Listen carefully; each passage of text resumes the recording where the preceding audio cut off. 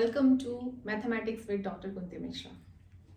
So today I am going to discuss solution of homogeneous linear partial differential equations with constant coefficients. इसका मतलब क्या है, सारे terms में एक बार देख लेते हैं.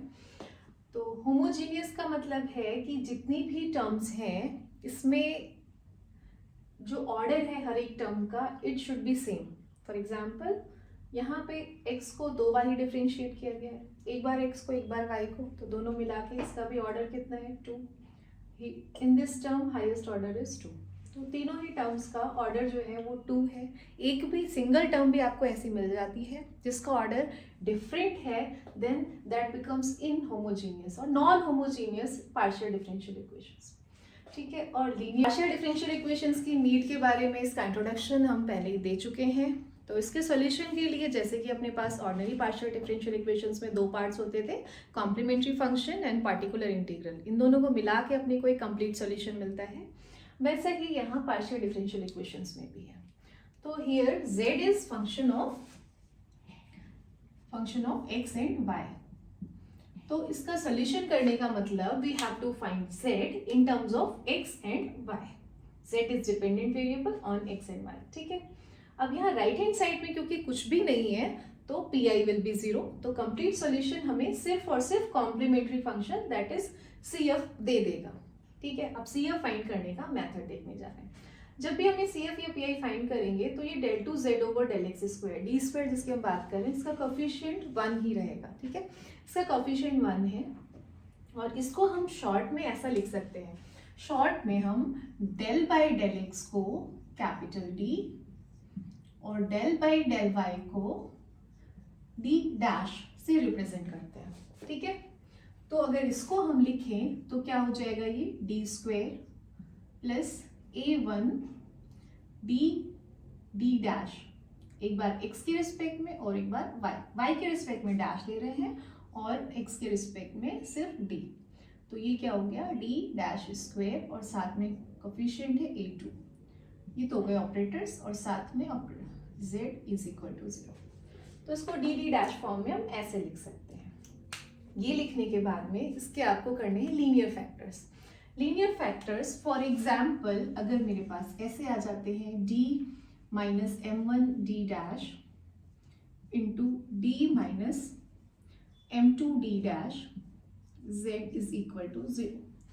तो इसका CF क्या होगा ये ध्यान से देखिए. क्या है ये, क्योंकि d स्क्वायर इसका कोफिशिएंट 1 है तो d स्क्वायर रहेगा. बाकी ये जब आप फैक्टर्स बनाओगे तो यहाँ कुछ ना कुछ नंबर्स आ जाएंगे m1 और m2. ठीक है. इन m1 और m2 की हेल्प से आप CF फाइंड करोगे.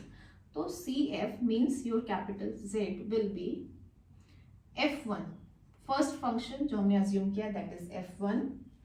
y को y ही लिखना है हमेशा. अब यहाँ क्या होगा प्लस m1x. यहाँ जो भी नंबर है यहाँ माइनस m1 है तो यहाँ आएगा plus m1x plus second function f2 y plus m2x.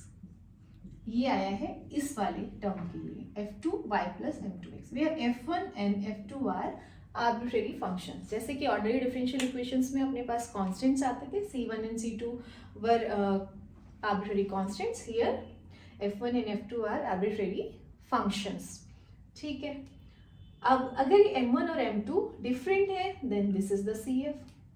In case if m1 is equal to m2 तो क्या होगा, if m1 is equal to m2 then z will be, इसको हम एक m ही अज्यूम कर लें, दोनों को m के इक्वल अज्यूम कर लें. then z में डिफरेंस कहाँ आएगा, let's say y plus mx plus f2 y plus mx. सिर्फ ऐसे ही ये सोल्यूशन हम नहीं लिख सकते क्योंकि अब क्या हुआ कि दोनों ही y प्लस mx के फंक्शन है. ठीक है.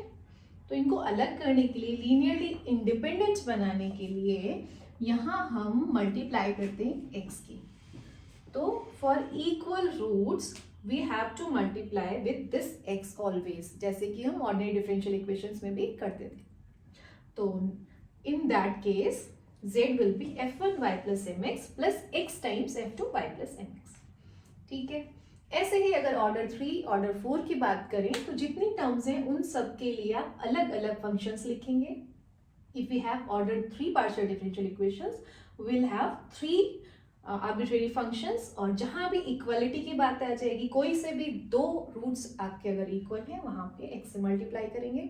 3 रूट्स इक्वल हो जाते हैं, then we have to multiply with one function with x and another function with x square and so on. इसी टाइप से ये प्रोसीजर आगे आपका कंटिन्यू होता है. तो कॉम्प्लीमेंट्री फंक्शन जैसे ही मिल गया हमें राइट हैंड साइड में, क्योंकि कुछ भी नहीं है, so our complete solution is this in case of equal roots and this in case of unequal roots. ठीक है, तो आई होप कॉम्प्लीमेंट्री फंक्शन का कॉन्सेप्ट आपको ठीक से समझ आ गया होगा, और इसमें अभी भी कुछ भी डाउट लग रहा है you can ask in comment section. तो नेक्स्ट लेक्चर में हम अब इसके पर्टिकुलर इंटीग्रल्स के डिफरेंट केसेस के बारे में 1 by 1 डिस्कस करेंगे. तो कीप वॉचिंग. Thank you.